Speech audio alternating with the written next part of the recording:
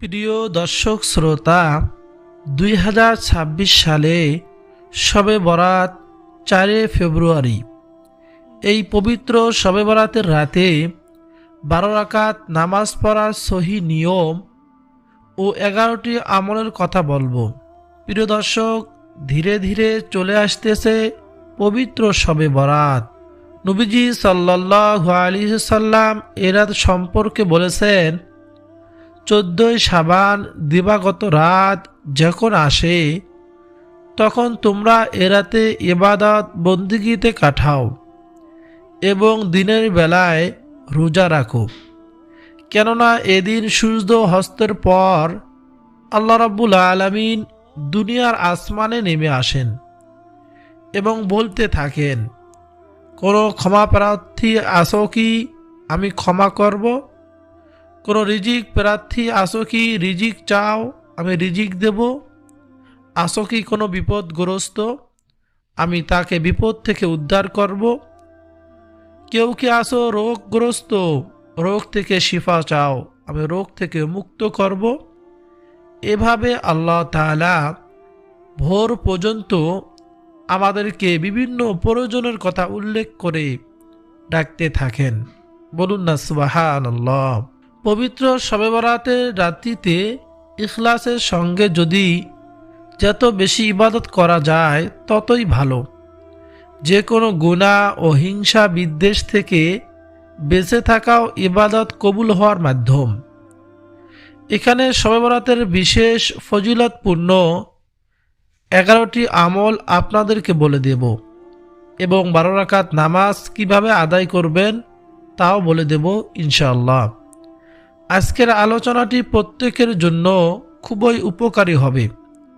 এই আমল ও নামাজগুলি পড়লে গুনাহ মাফ হবে, হায়াত রিজিকে বরকত হবে ইনশাআল্লাহ। 1 নম্বর আমল হলো এ রাতে বেশি বেশি ইস্তেগফার পাঠ করা। হযরত আয়েশা রাদিয়াল্লাহু তাআলা আনহা বলেন, আমি নবীজি সাল্লাল্লাহু আলাইহি ওয়াসাল্লামকে বললাম, যদি আমি লাইলাতুল কদর জানতে পারি তাহলে সে রাতে কি বলবো? নবীজি বললেন, তুমি বলো, আল্লাহুম্মা ইন্নাকা আফুউন কারীম তুহিব্বুল আফওয়া ফাফু আন্নি। এ দোয়ার ফজিলত অনেক বেশি। শবে বরাতের রাত্রিতেও বেশি বেশি আমরা এ দোয়াটি পাঠ করব। আল্লাহুম্মা ইন্নাকা আফুউন কারীম তুহিব্বুল আফওয়া ফাফু আন্নি। অর্থ হলো, হে আল্লাহ, আপনি সম্মানিত ক্ষমাকারী, আপনি ক্ষমা করতে পছন্দ করেন, অতএব আমাকে ক্ষমা করে দিন। সুবহানাল্লাহ। এছাড়াও ইস্তেগফার মাসনুম দোয়াগুলো যত পারেন পাঠ করবেন, যেমন আস্তাগফিরুল্লাহ আস্তাগফিরুল্লাহ আস্তাগফিরুল্লাহাল্লাযী লা ইলাহা ইল্লা হুয়াল হাইয়ুল কাইয়্যুম ওয়া আতুবু ইলাইহি লা হাওলা ওয়ালা কুওয়াতা ইল্লা বিল্লাহ। 2 নম্বর আমলটি হলো কোরআন তেলাওয়াত করা। কদরের রাতের মর্যাদার সঙ্গে যেহেতু কোরআন নাজিলের বিষয়টি সম্পর্কিত, তাই বুজুর্গনে আলেমে দিনের মতে শবে বরাতের রাতে কোরআন তেলাওয়াত করা অনেক ফজিলতপূর্ণ। প্রিয় দর্শক, এই জন্য আমরা এ রাত্রিতে বেশি বেশি কোরআন তেলাওয়াত করব। 3 নম্বর আমলটি হলো শবে বরাতের রাতে জামাতের সঙ্গে মাগরিব, ঈশা ও ফজরের নামাজ আদায় করবেন। মা ও বোনেরা বাসায় নামাজগুলো সময় মতো আদায় করে নেবেন, কেননা হাদিসে এসেছে, যে ব্যক্তি ঈশা ও ফজরের নামাজ জামাতের সঙ্গে পড়ে সে যেন সারা রাত দাঁড়িয়ে নামাজ পড়ে। বলুন না সুবহানাল্লাহ। অর্থাৎ ঈশার ও ফজরের নামাজ জামাতের সহিত আদায় করলে ঘুমিয়ে থেকেও সারা রাত ইবাদত করার সওয়াব আল্লাহ রাব্বুল আলামিন আপনাকে আমাকে দান করবেন। 4 নম্বর আমলটি হলো নবীজি সাল্লাল্লাহু আলাইহি ওয়াসাল্লামের প্রতি দরুদ শরীফ পাঠ করা। নবীজির প্রতি দরুদ পাঠ দোয়া কবুলের সহায়ক।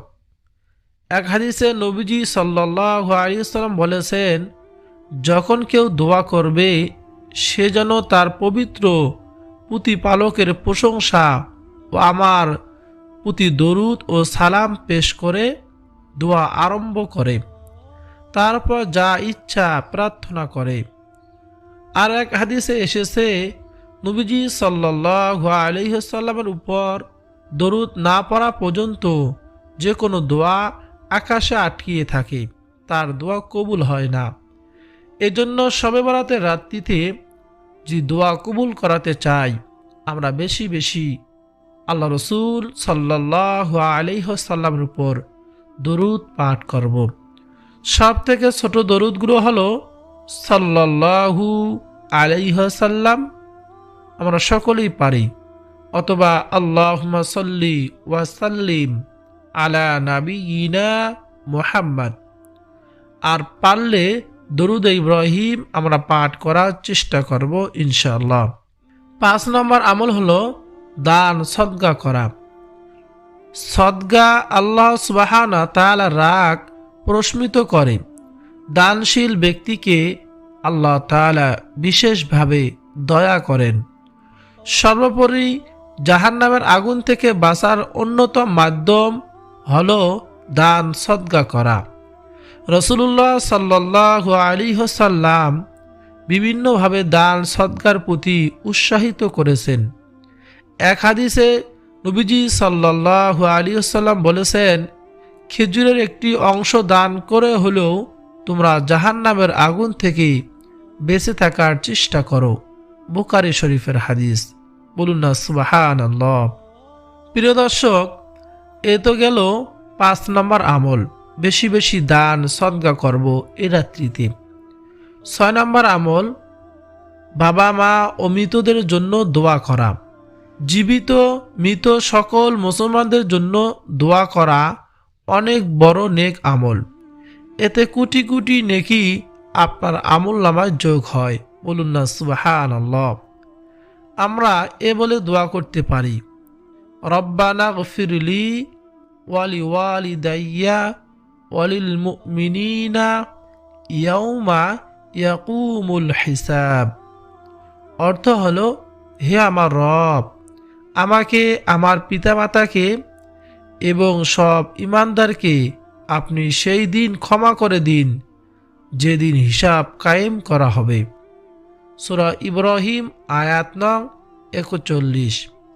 আবারও বলছি, রব্বানা গফিরলি ওয়ালি ওয়ালিদাইয়া ওয়ালিল মুমিনিনা ইয়াউমা ইয়াকুমুল হিসাব।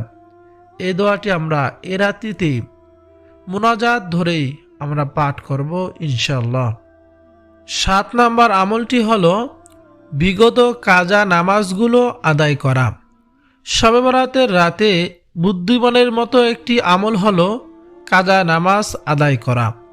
যেহেতু আমরা সারা রাত ইবাদত করব, এজন্য বিগত কাজা নামাজগুলো আমরা আদায় করব। প্রিয় দর্শক, এই আমল আল্লাহ তাআলা সবচেয়ে প্রিয় কথার জিকির দ্বারা ও তার নৈকট্য অর্জন সম্ভব। বলুন না সুবহানাল্লাহ। প্রিয় নবীজি সাল্লাল্লাহু আলাইহি সাল্লাম এমন সহজ 4টি জিকিরের কথা বলেছেন।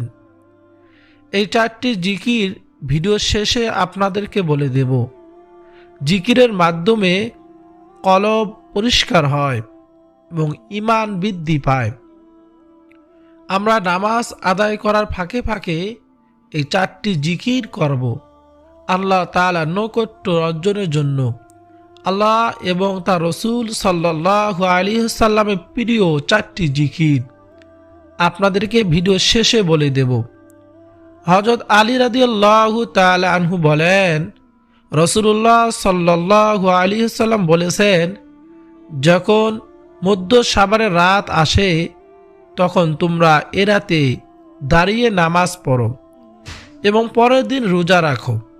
ইবনে মাজাহ শরীফের হাদিস। প্রিয় দর্শক, কোনো নির্দিষ্ট নামাজের কথাও সুস্পষ্টভাবে উল্লেখ নাই। সেজন্য আমরা যেসব নফল নামাজ হাদিস দ্বারা প্রমাণিত এবং যেসব নামাজ বুজুর্গণের দিন পড়েছেন, সে নামাজ, সে ইবাদতগুলি আজ ধারাবাহিকভাবে তুলে ধরব, যাতে আপনাদের জন্য গোটা রাত এসব ইবাদত করতে সহজ হয়। আজকে যা যা আলোচনা করব: 6 রাকাত আওয়াবিন নামাজের ফজিলত ও নিয়ম, 2 রাকাত তওবা নামাজের ফজিলত ও নিয়ম, তাহাজ্জুদ 4 রাকাত নামাজ পড়ার নিয়ম। এগুলো নামাজ আপনার পবিত্র শবে বরাতের রাত্রিতে আদায় করবেন। আওয়াবিন নামাজ পড়ার জন্য মাগরিবের ফরজ ও সুন্নত নামাজ আদায়ের পর 6 রাকাত নফল নামাজ পড়তে হয়। তবে কেউ চাইলে 2 রাকাত, 4 রাকাত, 8 রাকাত পর্যন্ত পড়তে পারেন। নিয়মিত 6 রাকাত আওয়াবিন নামাজ আদায় করলে এটি অধিক ফজিলতপূর্ণ বলে গণ্য হয়। নিয়ত করার সময় মনে মনে আওয়াবিন নামাজ আদায়ের নিয়ত করতে হবে। উদাহরণস্বরূপ, আমি আল্লাহ তাআলার সন্তুষ্টির উদ্দেশ্যে আওয়াবিন নামাজের জন্য 2 রাকাত নামাজ পড়তেছি। নিয়তের পর প্রত্যেক রাকাতে সঠিকভাবে কিরাত, রুকু এবং সিজদা সম্পূর্ণ করতে হবে। এ নামাজ পড়ার জন্য নির্দিষ্ট কোনো সূরা নেই। আপনি যে সূরায় পারেন সে সূরা দিয়েই এই নামাজ আদায় করবেন। নফল নামাজের মতোই নফল নামাজ এই নিয়মে পড়বেন। নিয়ম হলো 2 রাকাত করে 3 সালামে 6 রাকাত নামাজ আদায় করা। ফজিলতপূর্ণ নফল ইবাদতের মধ্যে আওয়াবিন নামাজ অন্যতম। মাগরিবের ফরজ ও সুন্নত নামাজের পর থেকে ইশারের ওয়াক্ত আগ পর্যন্ত আওয়াবিন নামাজের সময়। নবীজি সাল্লাল্লাহু আলাইহি সাল্লাম বলেন, মাগরিব ও ইশারের মধ্যবর্তী সময়ে নামাজি ব্যক্তি যে নামাজ পড়ে একে সালাতুল আওয়াবিন বলা হয়। বলুন না সুবহানাল্লাহ। হাদিসে আওয়াবিন নামাজের অনেক ফজিলত, মাহাত্ম্য ও বরকতের কথা এসেছে। যত গুনাহ থাকুক জীবনে, এই নামাজের মাধ্যমে ক্ষমা করা হবে। বলুন না সুবহানাল্লাহ। তাই তওবার নামাজ 2 রাকাত পড়তে হবে এই রাত্রিতে। এই নামাজের নিয়ত হলো, আমি আল্লাহ 2 রাকাত তওবার নামাজে নিয়ত করছি। তারপর প্রতি রাকাতে সূরা ফাতিহার সাথে যে কোনো সূরা দিয়ে 2 রাকাত নামাজ পড়বেন। তারপর নিজের সমস্ত গুনাহ খাতার জন্য আল্লাহ তাআলার কাছে ক্ষমা চাইবেন। প্রিয় দর্শক, শেষ রাত্রিতে সেহরি খাওয়ার আগে অর্থাৎ 2-4 রাকাত তাহাজ্জুদের নামাজ আদায় করবেন। চাইলে 6, 8, 12 রাকাত পর্যন্ত পড়তে পারেন, কোনো সমস্যা নেই। যেহেতু পরের দিন আমরা রোজা রাখবো, এজন্য সেহরি খাবো শেষ রাত্রিতে। সেহরি খাওয়ার আগে অবশ্যই আমরা তাহাজ্জুদের নামাজ আদায় করব। নিয়ত এভাবে করবেন, আমি 2 রাকাত তাহাজ্জুদের নামাজ আদায় করিতেছি, আল্লাহু আকবার। সূরা ফাতিহার সঙ্গে যে কোনো সূরা দিয়ে নামাজ পড়তে পারবেন। আমাদের একমাত্র চাওয়া এবং পাওয়া হলো আল্লাহ তাআলার নৈকট্য অর্জন। আর আল্লাহ তাআলা মানুষকে তার নৈকট্য অর্জনের জন্য যুগে যুগে নবী রাসূল প্রেরণ করেছেন। নবী রাসূলগণ সহজে আল্লাহ সুবহানাহু ওয়া তাআলার নৈকট্য অর্জন করতে ছোট ছোট জিকির ও আমলের কথা দিক নির্দেশনা দিয়েছেন। কোরআন ও সুন্নাহর বিধানসমূহ পালনের পাশাপাশি আল্লাহ তাআলার সবচেয়ে প্রিয় কথার জিকির দ্বারা তার নৈকট্য অর্জন সম্ভব। নবীজি সাল্লাল্লাহু আলাইহি ওয়াসাল্লাম এমন সহজ 4টি জিকিরের কথা বলেছেন। হযরত মাসুদা বিনতে জুনদুব রাদিয়াল্লাহু তাআলা আনহা বলেন, রাসূলুল্লাহ সাল্লাল্লাহু আলাইহি ওয়াসাল্লাম বলেছেন, আল্লাহ তাআলার নিকট সবচেয়ে প্রিয় কথা হলো 4টি: সুবহানাল্লাহ, আলহামদুলিল্লাহ, লা ইলাহা ইল্লাল্লাহ, আল্লাহু আকবার। এর যে কোনো একটি দ্বারাই জিকির আরম্ভ করা যেতে পারে, যেমন সুবহানাল্লাহ, আলহামদুলিল্লাহ, লা ইলাহা ইল্লাল্লাহ, আল্লাহু আকবার। এই যে কোনো একটি দ্বারা আপনি জিকির করতে পারবেন। আল্লাহ রাসূল সাল্লাল্লাহু আলাইহি ওয়াসাল্লাম জিকির সম্পর্কে সাহাবায়ে কেরামদেরকে বলেছেন যে কলব জিকির করে না সে কলব হলো মৃত মানুষের মতো, আর যে কলব আল্লাহ তাআলা নামের উপর জিকির করে সে কলব হলো জীবিত মানুষের মতো। তখন সাহাবায়ে কিরাম নবীজি সাল্লাল্লাহু আলাইহি ওয়াসাল্লামকে প্রশ্ন করেছিলেন, ইয়া রাসূলুল্লাহ, ইয়া হাবিবাল্লাহ, কলব আবার কি? নবীজি বলেন, প্রত্যেকটি মানুষের বাম দুধের নিচে একটি গোস্তের টুকরো রয়েছে। সেই গোস্তের টুকরো যদি ভালো হয়ে যায় পুরো মানুষটাই ভালো হয়ে যায়, সে গোস্তের টুকরো যদি খারাপ হয়ে যায় পুরো মানুষটাই খারাপ হয়ে যায়। সেই গোস্তের টুকরোর নামই হলো কলব। তখন সাহাবায়ে কেরাম প্রশ্ন করলেন, ইয়া রাসূলুল্লাহ, সেই গোস্তের টুকরো আবার কিভাবে ময়লা হয়ে যায়, খারাপ হয়ে যায়? নবীজি সাল্লাল্লাহু আলাইহি ওয়াসাল্লাম বলেন, মানুষ যখন একটি গুনাহের কাজ করে সে গোস্তের টুকরোর মধ্যে, কলবের মধ্যে একটি দাগ পড়ে যায়। এভাবে একটি দুইটি গুনাহ করতে করতে এক সময় তা কলবটা একেবারে অপবিত্র হয়ে যায়। প্রিয় দর্শক শ্রোতা, তারা নেক কাজ করতে ভালো লাগে না, নামাজ পড়তে ভালো লাগে না, জিকির করতে ভালো লাগে না, মন্দ কাজ গুনাহের কাজ করতে ভালো লাগে। তখন সাহাবায়ে কেরাম জিজ্ঞেস করলেন, ইয়া রাসূলুল্লাহ, এই গোস্তের টুকরো আবার কিভাবে পবিত্র করতে হয়, পরিষ্কার পরিচ্ছন্ন করতে হয়? নবীজি সাল্লাল্লাহু আলাইহি ওয়াসাল্লাম বলেন, মানুষ যখন আল্লাহ তাআলা নামের উপর জিকির করে এই জিকিরের ধাক্কায় সে কলব পরিষ্কার পরিচ্ছন্ন হয়ে যায়। জিকির করলে নিয়মিত সেই কলবে আর শয়তান বসে থাকতে পারে না। বলুন না সুবহানাল্লাহ। এজন্য সকাল সন্ধ্যায় আমরা বেশি বেশি জিকির করব। বিশেষ করে প্রত্যেক নামাজের পর সুবহানাল্লাহ ৩৩ বার, আলহামদুলিল্লাহ ৩৩ বার, আল্লাহু আকবার ৩৪ বার আমরা এই তাসবিহগুলো পাঠ করব। পবিত্র শবে বরাত এই রাত্রিটি অনেক ফজিলতপূর্ণ একটি রাত। যেহেতু এই রাত মাগরিবের পর থেকে শুরু হয়ে যায়, এজন্য মাগরিবের নামাজের পর আমরা মাগরিবের ৩ রাকাত ফরজ নামাজ আদায় করব। তারপর ২ রাকাত সুন্নত নামাজ আদায় করে ২ রাকাত করে সালাতুল আওয়াবির নামাজ আমরা আদায় করব।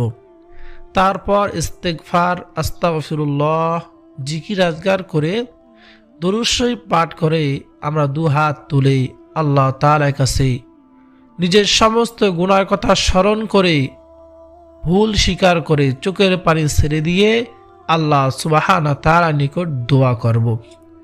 পিতা মাতার জন্য দোয়া করব, পাড়া প্রতিবেশীর জন্য দোয়া করব এবং আমাদের পূর্বপুরুষদের জন্য দোয়া করব, সকল মুসলিম উম্মার জন্য দোয়া করব। দোয়া শেষে ইশারের নামাজ আদায় করে আমরা ২ রাকাত ৪ রাকাত নামাজ, নফল নামাজ আদায় করব এবং আমরা জিকির আজগার করব।